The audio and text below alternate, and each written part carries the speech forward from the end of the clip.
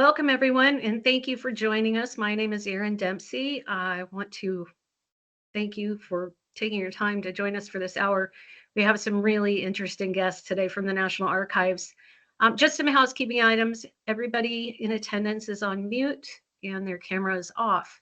We ask that if you have a question over the course of the presentation, if you could put that in chat, please, that would be most helpful, and we'll discuss that once the presentation's over.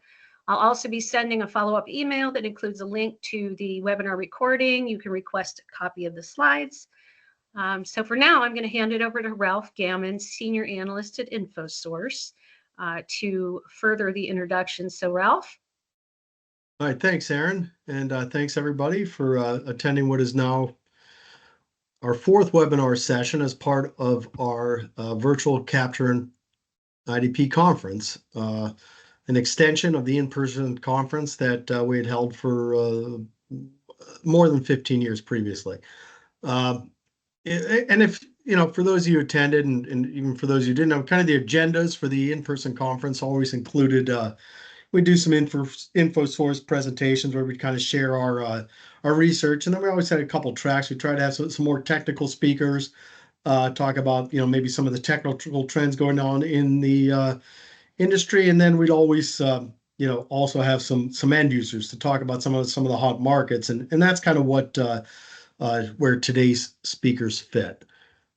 So just kind of, if you could go to the next slide there, brief infomercial for Infosource. I mean, you guys, if you don't know who we are, we're basically an global analyst firm, cover the office automation space based in Geneva.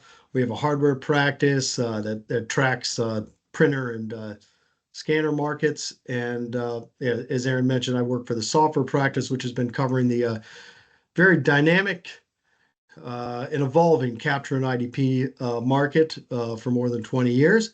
If you're interested in learning more about what we do, please reach out to me following the webinar.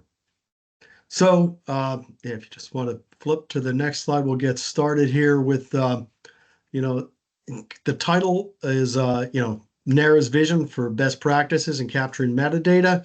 And you can see we have 3 presenters from NARA, Kevin Vorsey, Ann Mason, and Markus Most. And over the past few years, I personally have spent quite a bit of time focused on the the U.S. Federal Office of Management and Budget, as well as NARA's M2307, which is a regulation that basically said that starting last July, all material being submitted by federal agencies to NARA for permanent storage had to be done in electronic format.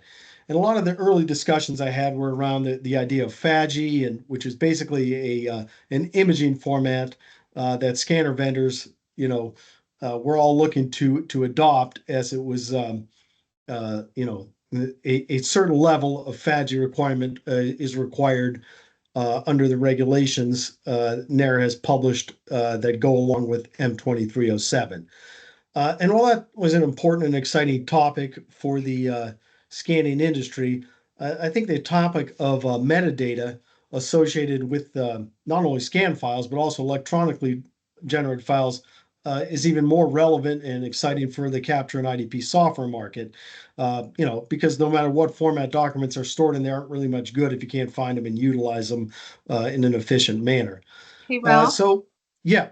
Apologies for interrupting. The attendees aren't being able to see the slides. I've gotten a couple of notes about this. Kevin, is there a way to pull those down and maybe bring them back up? Sure, let me try that. I will stop sharing. Thank you. And let me share again. Okay. Did my sharing go? Keep talking if all that's going on as well, but so yeah, like I said, what first drew my attention to the opportunity for Capture and IDP software in this space was something that I read in NARA's annual federal agencies records management report that kind of talks about the state of is that any feedback that is better? I'm still getting a cannot view them. I see a Oh, thumb now up. okay, okay. I think we're okay. Yes, we're All right, good. great. Thank Okay, you. so as I mentioned, a couple of years ago, I'm reading through this federal agency records management report, and it's 2022, and they interview all these senior officials that are in charge of records management, and they ask them if they had any plans to leverage what they had leveled cognitive technologies at the time, which includes AI, for a task like identifying permanent records, versus what's a temporary record. And at that time, like I said, this was 2 years ago, but a resounding 60% of these federal officials said no, they weren't even considering AI. And, at that time, AI was pretty advanced in the capture and IDP industry, I realized, okay, well, there might be some sort of disconnect here, and this might be an opportunity for, capture and IDP software vendors to go in with some software to some of these agencies and, help them kind of realize, yeah, this is not science fiction, right? This stuff actually works. And I happened to run into Kevin at a Twain Direct Developers Day event last year, towards the end of last year, and we had a discussion, about metadata and AI, and it really seemed like we were kind of thinking along the same lines. So when we had a chance to talk to him and ask him if he'd speak, he not only said he would, he brought two colleagues along with him here, and so. I'll leave the introduction at that. They really have some very interesting stuff to share with you, and they've just made, in fact, I think this week, some new public stuff regarding the use of AI that they're kind of putting out there for federal agencies to review. So, Kevin, I'll let you take it away from here. Great. Thank you very much, Ralph. You can hear me okay? Yes. Great. So my name's Kevin Vorsey, and I'm here along with two of my colleagues, Ann Mason and Markus Most, and we are all electronic records policy analysts, and we work in the Office of the Chief Records Officer in Electronic Records Policy and Outreach at the National Archives and Records Administration. So in terms of the operations of the National Archives, we're in the part that deals directly with federal agencies and provides them with guidance and support on record keeping practices, and then facilitating the transfer of their records that are identified as being permanently valuable into the holdings of the National Archives. So many of you are probably familiar with who we are, but just at a very basic level, we're America's record keeper. We collect the records of our government and preserve them in perpetuity. The expression is used that we preserve them for the life of the Republic. Sometimes we're confused with the Library of Congress, and they're one of our legal deposit libraries. They collect published material. The records that we collect tend to be unpublished. You're not going to Barnes and Noble and going to find these on the shelf. The other great cultural heritage institution in the U.S. government is the Smithsonian. They collect artifacts. So NARA is a little unusual in terms of worldwide archives. And that's in that we collect all of the records of the United States government. If you travel to Canada or the UK or other countries where they have a parliamentary government, there will often be a parliamentary archives and then a government archives. That's how the UK works, and many other countries. In our country, it all comes to us, and there's different legislation that governs it. Right now, there's a big transfer of the Biden administration's records going on. We also take care of congressional records. We don't actually take ownership of them, but we care for them. As I mentioned, we work with federal agencies and provide them with record keeping support and guidance. And so the topic of our discussion today is going to be on federal records. And I say that, and then I pull up a slide that talks about all of NARA's holdings.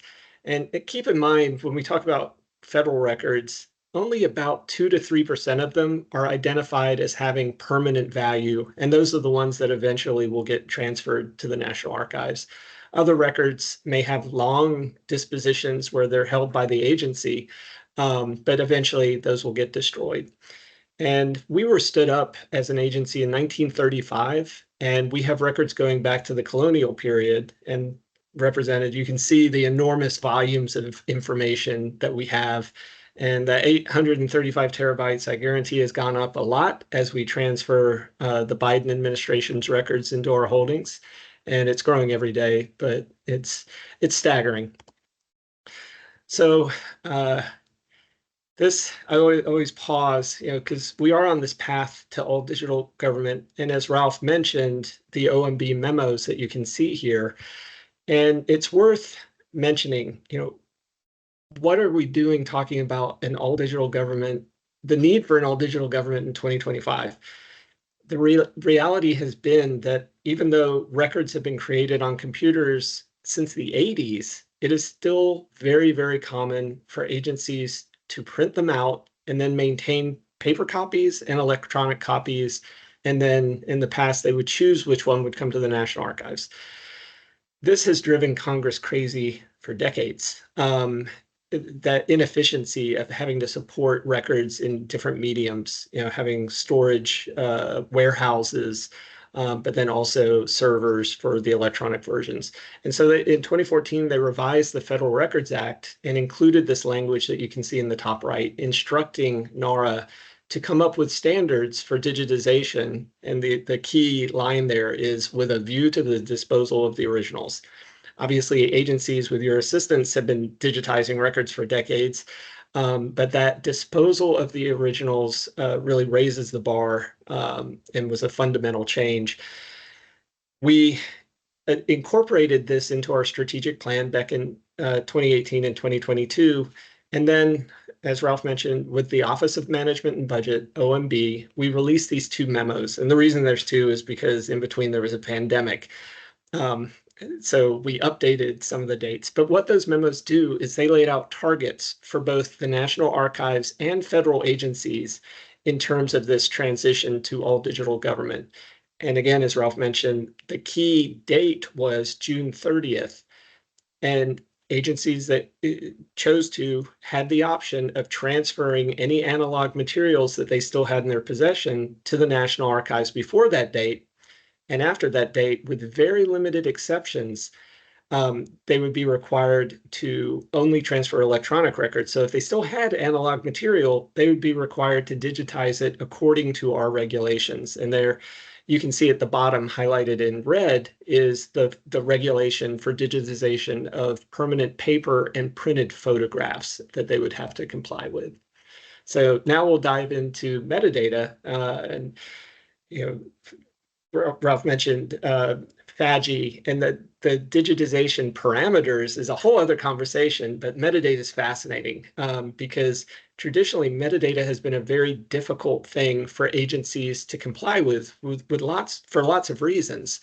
And here at the National Archives, you can see you saw the slide with the volumes of different media types that we have, and here are some of them that eventually agencies will be required to digitize. And so it runs the gamut from documents to motion pictures to audio, video records, photographs, of course. We've been dealing with electronic records, and this is a screenshot from our transfer guidance where we've laid out different electronic record types. And I'm showing this because in the past, it was primarily aimed at born digital records. But since the release of the digitization regulation, you can see towards the top left, we've added a section for digitized paper and photographic prints. And we're going to continue to do that as we expand the digitization regulations. So you can expect to see digital video and digitized video, digital audio and digitized video. Recognizing that some of the file formats will differ depending on whether something is born digital or digitized from an analog original. So metadata, I was hired in my position in 2010, and back then we had transfer guidance, but it didn't explicitly lay out metadata requirements.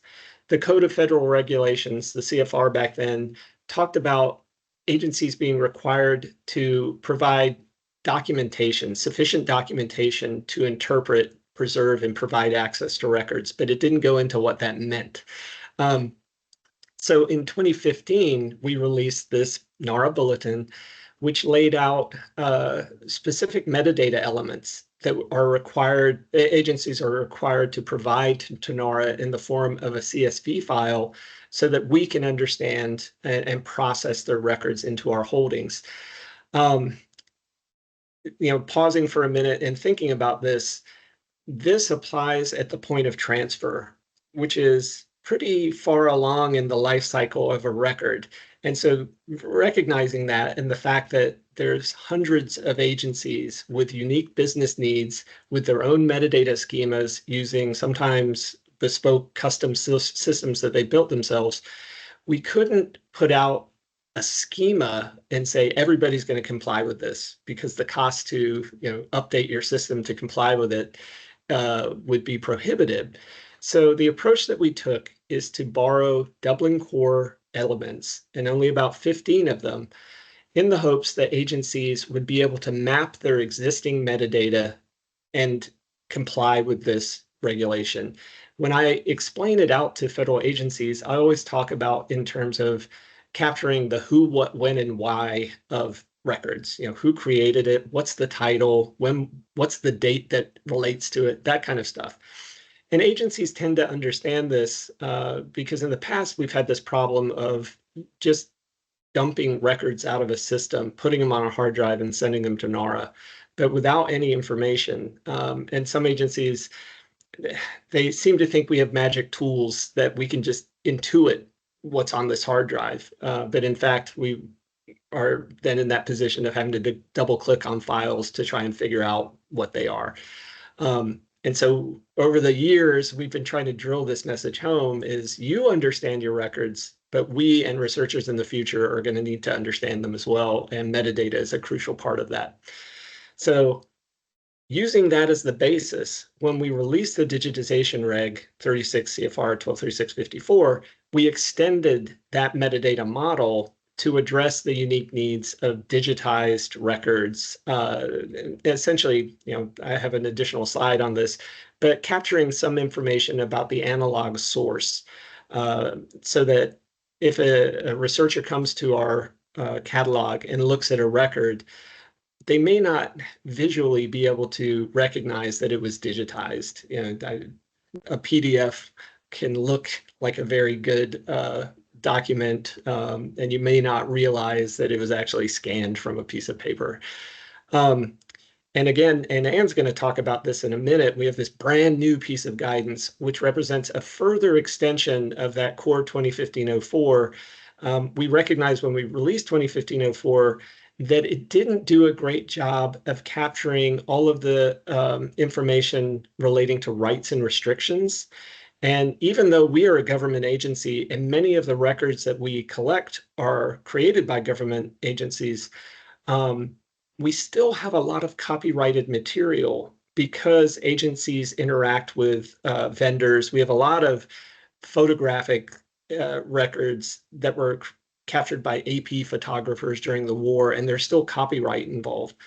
And also with controlled unclassified information, CUI, this extension, as Anne will explain, does a much better job of capturing that kind of information.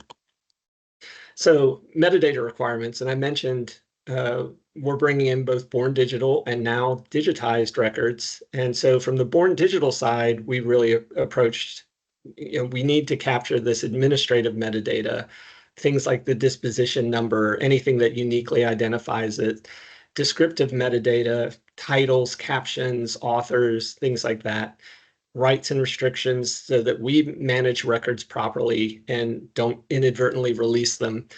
And then also technical metadata so our digital preservation team can preserve these records in the future. And for digitized records, it's very similar until, as I mentioned, we need to capture information describing the analog source, information about the digitization process. And then I've included, since agencies don't generally digitize and transfer, the disposition from the source records kicks in. And so it could be decades before NARA is going to see these records. So we included instructions kind of reiterating the responsibilities to maintain these records and make sure that they're free from unauthorized alteration or corruption. And so generating checksums is a great way of doing that.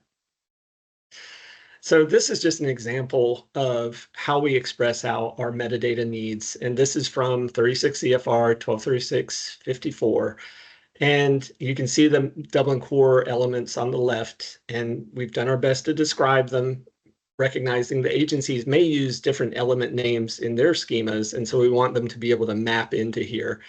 And then we give what the obligation is. And you can see, you know, we've included relationship is important, and whether or not you capture relationships as metadata, or if you're using a PDF, the relationship might be obvious, so it's not necessary to capture that element. You know, we try and be very flexible to recognize the different processes and capabilities that agencies have. So I threw this is the new slide that I threw in at the last minute. And we do see, you know, here I've hopefully done a good job of explaining what our metadata needs are and why we've asked for this metadata, but we do see tremendous opportunities for the vendor community assisting agencies in their digitization efforts to capture this metadata automatically, because that's the feedback we've been getting from agencies, is how expensive and laborious it is to go through and read a document and capture a title if one wasn't already in a record-keeping system. So this, of course, is the Declaration of Independence. I thought that would be a good one. And now I'm going to turn it over to Anne, who's going to explain more the process and the extension of this metadata for classified records. Yes, thanks, Kevin. So yes, we have brand new bulletin that I published to the website, I think last Friday. So it is brand new. You guys are the first to publicly hear about it. We still are, you know, we do kind of like a publicity campaign, but we haven't quite started that yet. We'll send out a memo to our federal agency records management contacts later this week. But so you all kind of get a little sneak preview. So go to the next slide, please. So as Kevin said, this builds on the previous bulletin 2015-04, which did cover what Dublin Core calls rights metadata. So that covers both usage restrictions, so intellectual property, and access restrictions. And 2015-04 covers non-security classified access restrictions. So these would be all the FOIA exemptions. Like if it's, you know, a law enforcement investigation, they may want to protect that investigation from public release, you know, so that they can, you know, properly investigate and, you know, and then this new bulletin 2025-01 covers all the national security classified records. So there's two big categories that are covered. So the first one is access restrictions.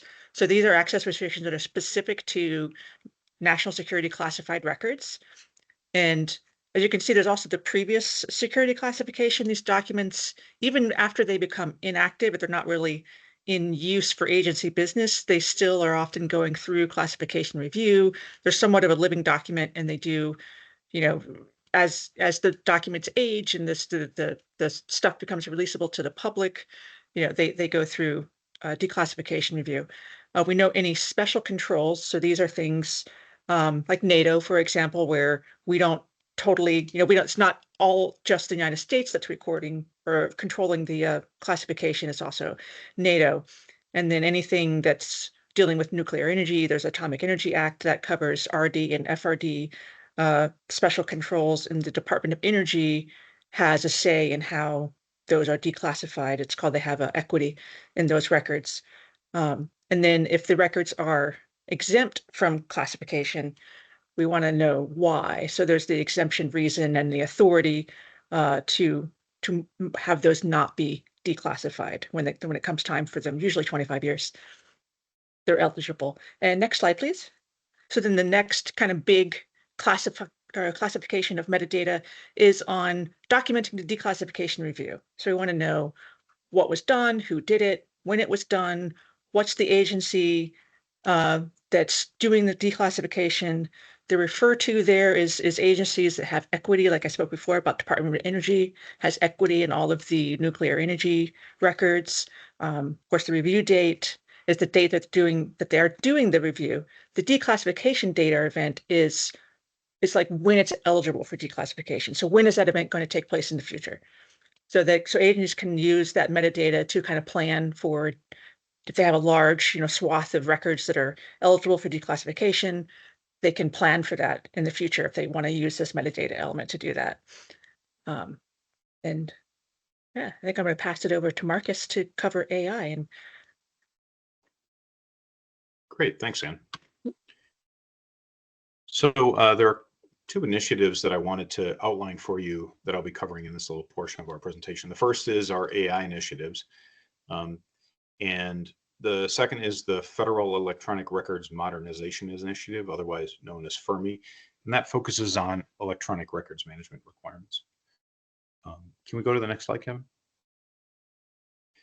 One back, there we go, yeah. Given the size and complexity of our collection that Kevin outlined before, you can imagine some of the challenges we might face, specifically in capture, preservation, and making our holdings available.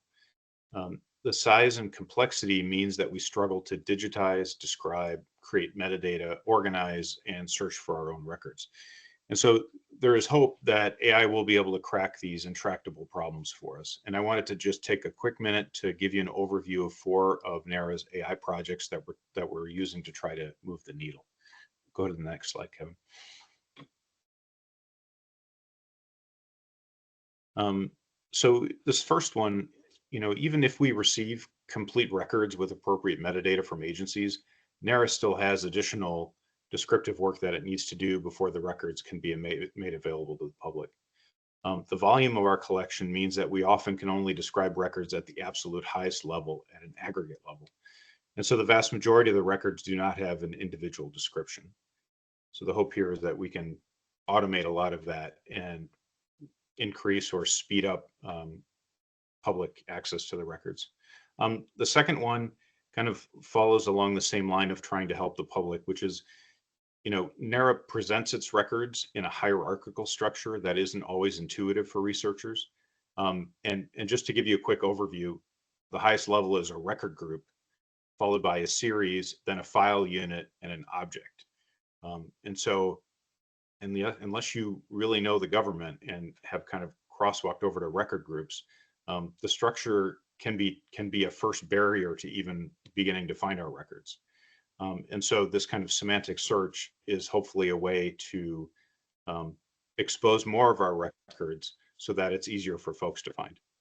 Let's go to the next slide, Kevin. Next one, I think pretty straightforward, but just to give you a flavor for the kinds of records we have, State Department passports, naturalization records, military personnel files are all filled with PII. And we have to follow the law as far as reviewing for PII before it can be released. And so obviously AI could really help flag these for us and help us speed along the review process. And I think it's probably a small step to go from something like this to then potentially doing classified information review also. And the final one, every agency has a FOIA process, and we feel that improving our search and recognition could obviously help us, but potentially help other agencies also. Let's go to the next slide.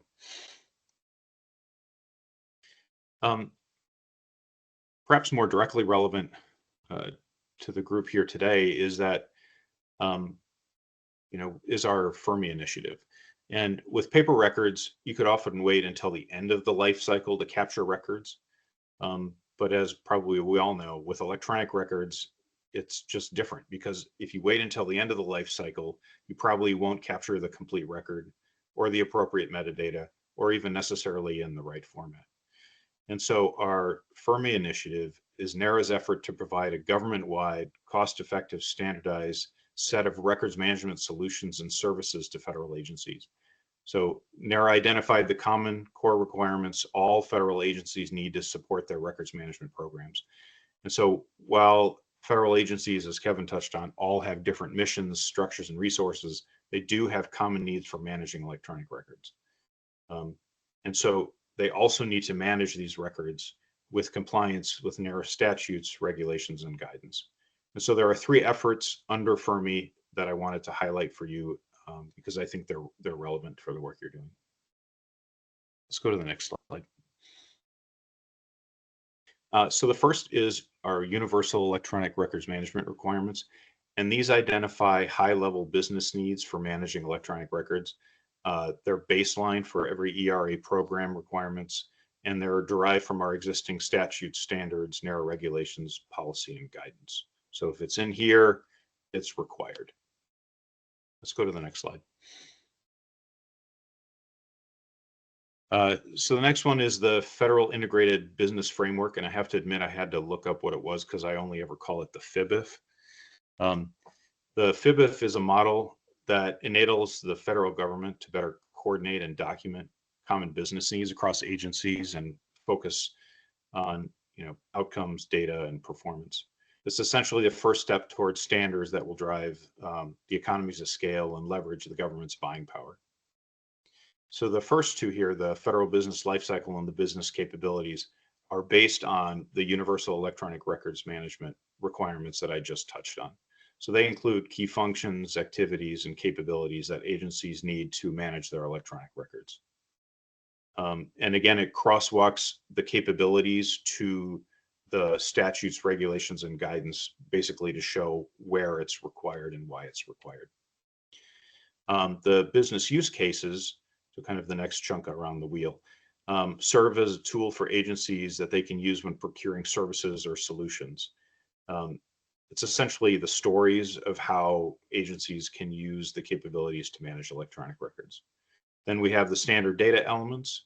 And finally, we have the service measures, which define how the government measures successful management of agency records. All right, let's go to the next slide.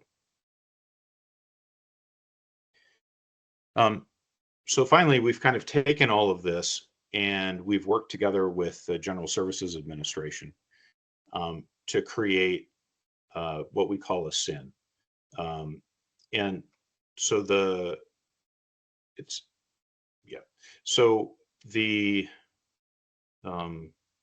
so GSI provides help for agencies to purchase records management requirements or to purchase records management software.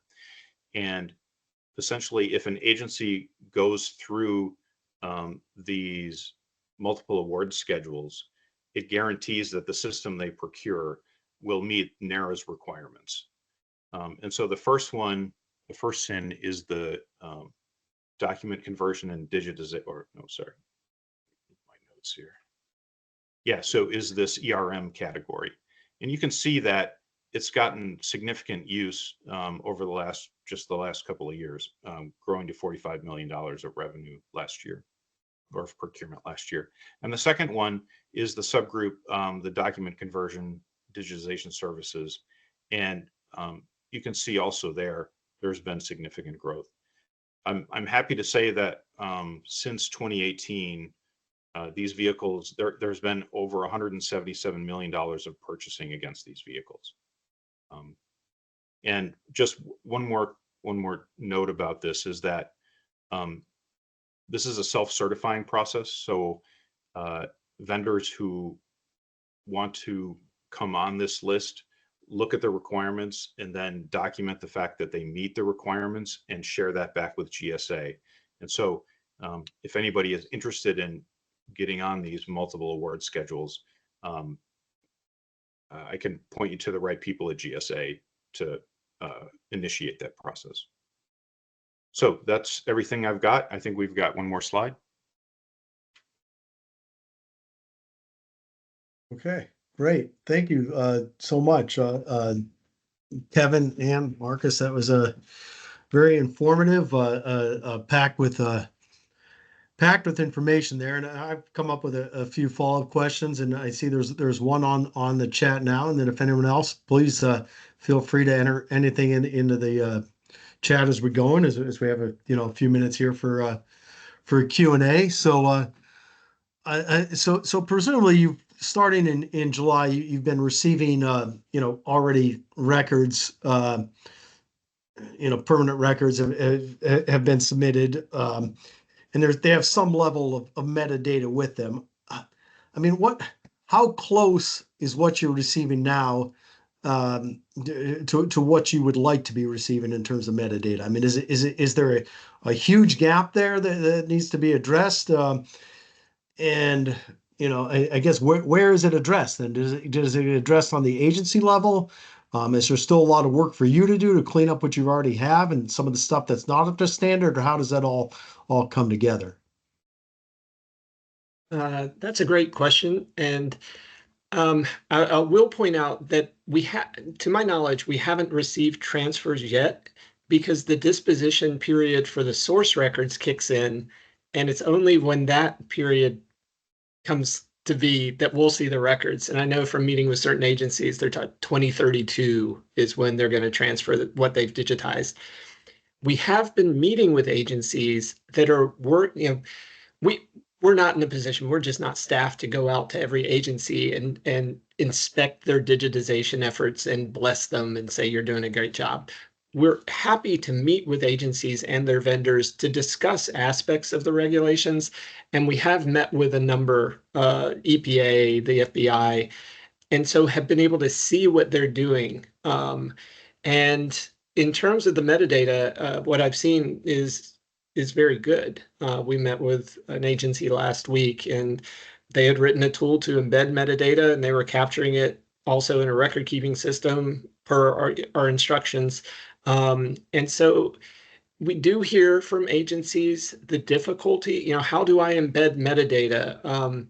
There's a lot of work process related questions, such as, we say, if you're going to use PDF, give us PDFA files. And they're like, but if we scanned a PDFA, then we can't update the metadata. What do we do? And so trying to explain, it's like, well, if you're going to continue to work with these records, don't make them PDFA until the very end. It's difficult to answer every question relating to digitization and record keeping and longevity of records and metadata updates for everybody. But that's where we're at now, is now that people have had a chance to read through it and are working to implement it, is to answer all of these kind of very specific questions about metadata. And on your end, I mean, so do you have to implement technology as well then, or you're really hoping the agencies do it because so you don't have to, I guess, or is it also something you'll have to do as well to clean up some of the stuff or to improve upon the records you already have? I think it's both, really, because we do have some tools that NARA has developed. That we have a GitHub site. There's one called Funny File Name Finder, something like that, where it finds weirdly named files, and also you can do an inventory of your directories. So we do have some tools out there that agencies can download and use. Some agencies, as Kevin said, are really, really great and are doing a great job with metadata. Others are really struggling. So it really kind of runs the gamut. And if we don't get the metadata, then or it's just not available, then yeah, our NARA staff have to spend time describing the files once we accession them into the holdings. Yeah, one of the things that we really wrestled with, if you look at 1236 Subpart E, the vast majority of it is records management requirements. Digitization's been going on for decades. We did lean on FADGI for specific parameters as targets. But the biggest concerns really were that agencies would do complete digitization. And if they didn't have good records management controls in place on their paper, then that would translate to inaccurate or incomplete digitization. If you don't have an inventory of your boxes, how are you going to know if you digitized everything? And so a lot of the metadata related problems tie back to that. They don't have finding aids. They don't have box lists. And so how do you know that you've done a good job? Where does this metadata come from if you're doing it on the fly? And so a lot of people are wrestling with that right now, is if if we don't have item level or folder level or even box level control, where's the metadata supposed to come from? And in terms of AI models, for use by the federal government, I mean, are there requirements associated with those? I mean, I'm assuming you're not able to just go out and use publicly available ChatGPT. So yeah, what type of restrictions or what type of regulations are in place to kind of control that? Yeah, that's a great question. And I would say that it frankly is an area that's in flux right now. The Biden administration had a certain set of requirements, and those have been changed by the following administration. I have to admit, I have not had. Yeah, it's in flux. Okay. So, Okay. Yeah, well, one thing, again, we've met with a few agencies, and NIST put out a set. What, Markus, you're probably most familiar with the NIST. Is it risk model for AI? yeah, the AI risk management framework. I Right. can put it in. I'll dump it in the chat. And some agencies are using this, and they're using their own language model. They're not dumping their records up into the cloud to be gobbled up by ChatGPT or anybody else. And so, but that is an area of as Markus said, we're working towards figuring out what is our role in providing guidance around the use of AI in record keeping. And it's in flux. I saw yesterday, I think ChatGPT released a new product, ChatGPT for government. What that means, I'm not sure, but haven't looked at it, but we will be. Yeah, and of course, I think there was the multi-billion-dollar government encouraged initiative as well on an AI platform. So there's definitely a lot going on. Can you guys see the chat? There's a question there. Will NARA be addressing electronic records into potential 36 CFR Part 1220, 1222, 1223, and 41 CFR Part 10993, 102 to 93? Can you see that question? So I don't. Is that anything you can address?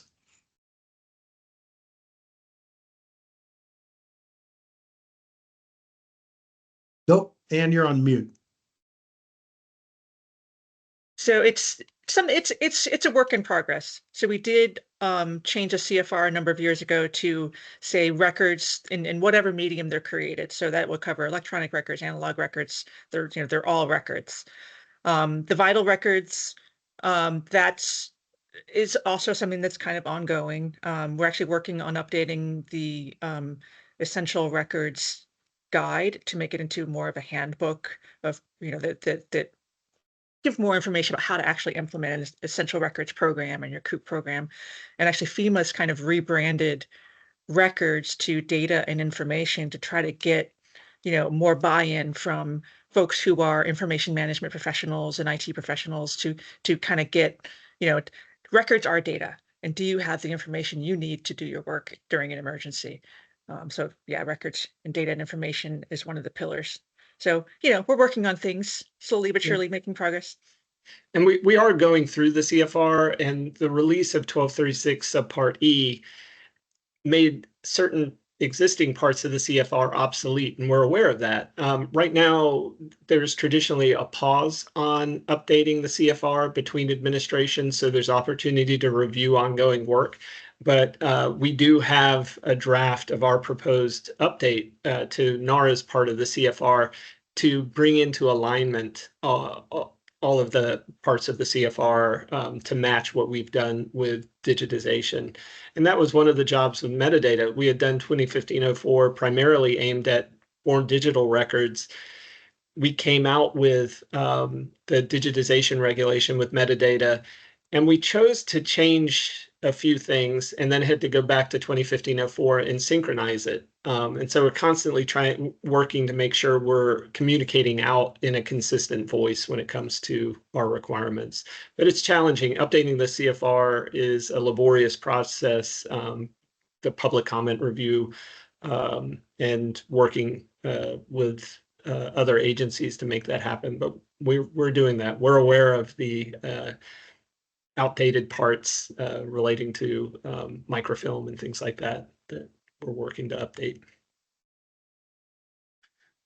Just to go back to something you'd mentioned earlier, Kevin, you mentioned like M2307, for instance, even though the deadline went into effect in July, but that just is what, for them to have a plan in place, the agencies have a plan, and then you're saying the records won't be submitted, a lot of them, for several years down the road. I didn't not quite sure I understood the logistics with that. That is, I mean, is that correct? Or? Yeah, federal agencies are responsible for working with the National Archives to identify disposition periods for the records. And a part of that is if they're continuing to work with records, they don't want to give them to NARA immediately. And so they call them inactive records, where they keep them for a period of time and then they transfer them. And so a lot of these source records, they wouldn't have come to NARA until 10 years from now. But we're not going to pay for 10 years from now. So they're going ahead and doing the work to digitize them, but then they're going to sit on them for 10 years and transfer them as they would have with the paper records. Does that make sense? Yeah, so it sounds like, yeah, there's still, I mean, even though the deadline was, yeah, I mean, there's still, the momentum hasn't really increased the amount of records maybe that is being submitted. We're working through now. There are questions, agencies that had digitized their records prior to the release of the regulation. What do we do in those cases? And so there's a lot of work. Our goal is not to make life hard for federal agencies. We also don't want to waste taxpayer money having agencies jump through a million hoops. And so trying to work through and make sure that we're making good decisions that support agency efforts to modernize their record keeping. Gotcha. Yeah, and we have largely stopped taking paper. It's the government, there are always exceptions. So we do have an exceptions request process that agencies can submit to NARA, and we may approve them and may not. It kind of depends on, the cases they're going to make for the exceptions. And we have definitely approved a number of exception requests where it really, either because it's the cost benefit isn't there, or there's some, like legal reason why they need to keep this process in paper. So there's definitely some exceptions that we've approved. Yeah, and that's one thing I think I mentioned that at the Twain meeting was a lot of agencies bring up the fact that they have a legal requirement for wet ink signatures. And so that's something, on one hand, Congress has instructed us to go all digital, but there are other laws still on the book about wet ink signatures. And so there's a lot of work to do to, figure out, do you really want all digital or do you want wet ink signatures? And so it's going to be interesting to see how some of this plays out. Okay, and if anyone has any other questions, please enter them in the chat. I mean, I see there's a request for Markus to share the contact you mentioned. I don't know if that's something you can do in the chat or you're comfortable with that. Yeah, Ralph, I put it down further down in the chat. Oh, okay. I guess are there more questions in there? I'm sorry, I was scrolled up. Okay. Oh, I do see a question down at the bottom. If they digitize now, can they not transfer to NARA now? And of course, keep a copy. Agencies can keep copies, and we've had a lot of agencies ask if they can keep the paper. And one of the things that we have to point out is that process of transferring into NARA's holdings, we assume legal custody of those records, and we also assume the responsibility to provide access to them in the case of a FOIA request or any other request.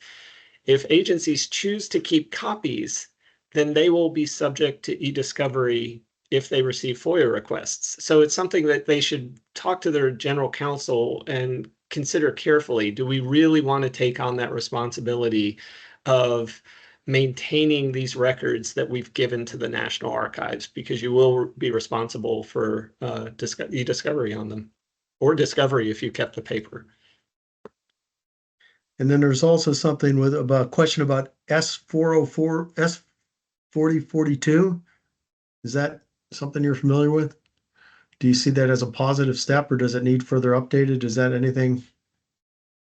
reference mean anything to you? Yeah, I'm not sure what they're referring to. Yeah, I'm not. So I don't know if you want to, whoever submitted that, if you want to clear that up or not, if you have a chance. Okay, here's how is the integration of AI in auto-generating descriptive metadata enhancing the efficiency of data extraction and retrieval in records management? Is that any thoughts on that?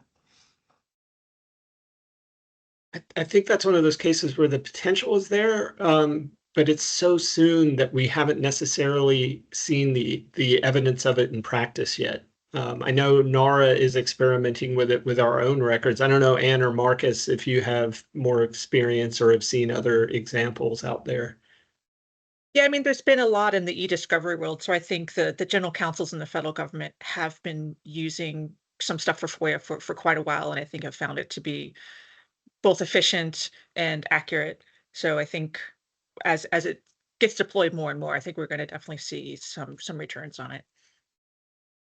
Yeah, and that's, you can imagine when we receive, if you're scanning printed photographs or negatives or anything like that, data entering captions or data entering the information about the photographer would be incredibly laborious. But if you can use AI to automate that process and read the photograph and generate a caption for it, there's a lot. I throw that out there, and there would be a lot of that would need to be considered in terms of accuracy. Is that, noting the source of the caption, that it wasn't the photographer, all of that kind of stuff would need to be worked out. But obviously captions and titles are access points for researchers. And so if there are ways to speed that up and improve upon the laborious work of data entry, then that would be great. So I'm going to look at Senate Bill 4042. Let's see. And so, yeah, just to, as you're taking a look, just to sum up, I mean, it seems like kind of for there's a couple opportunities here. I mean, there's everything that NARA has to do, yourselves to kind of deal with the stuff you have already archived and all these millions that are already and trying to make sure their, metadata is, making stuff as accessible as possible, which obviously I think it sounds like can use some improvement probably in some areas. But then there's also the agencies going forward, getting you stuff with the highest level of metadata and the most current best practices. Yeah, Ralph, I see that Steve put a question in the chat that I wanted to take a crack at. So, will AI generated metadata be flagged as to the source? So it's an excellent question. We've run some pilots with both agencies and with the public, and we've received really clear feedback from the public that they want to know the source of the metadata. So they don't want just what the metadata, they don't just want a date, or they don't just want the OCR or something. They want to know where that information came from or how it was derived. And so I think this is really, we've got a couple of AI policy projects going this year, and this kind of, how do you flag how important is it to flag something as coming out of AI? The feedback that we've received from the public is pretty clear that they would like to know what was human generated or what was created by AI. And this came up at the Twain conference, C2PA, Content Provenance and Authenticity Initiative, and we're following that very closely and engaged with that. Anne and I are both members of ISO TC 171, which is shepherding through the ISO standardization of the C2PA spec. And so we're very interested in ensuring that the use of generative AI is clear to researchers in the future, whether it's a photograph that's been modified, a video, or metadata. And so we're working to understand how we can use C2PA and how agencies are already using C2PA in their work to hopefully improve authenticity or make it very clear to researchers. Okay, well, that's great. And yeah, thank you all for that was all three of you and Aaron, thanks for putting the whole thing together. But I think it was a very very powerful, information filled 55 minutes there just kind of flew by. So I'm and attendees, yeah, thank you all for the great questions as well. And so let me just kind of preview, and we've got one more of these sessions scheduled. I apologize the design of that slide here. I'm not sure what I was thinking. A little hard to read, but it's going to be on Wednesday, February 26th at 10 a.m.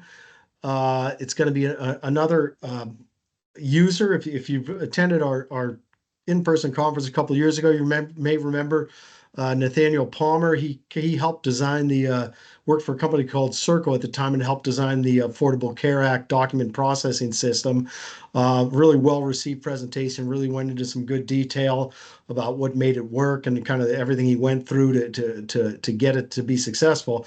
He had left that company he was with, and he founded a company called InfoCap now, a systems integration firm. A couple of weeks ago, I saw a press release. They'd done a joint initiative with Boston University School of Business. Aimed at helping credit unions, leaders at credit unions focus on digital transformation. So we're going to kind of focus on that market and hoping to have another great presentation there. So everybody, thanks for attending. Presenters, thank you very much. Aaron, did you have any final thoughts? No, just thanks to everyone, and I'll be following up soon. All right. Well, everyone have a great rest of the week. Thank you. Thank you. Thanks.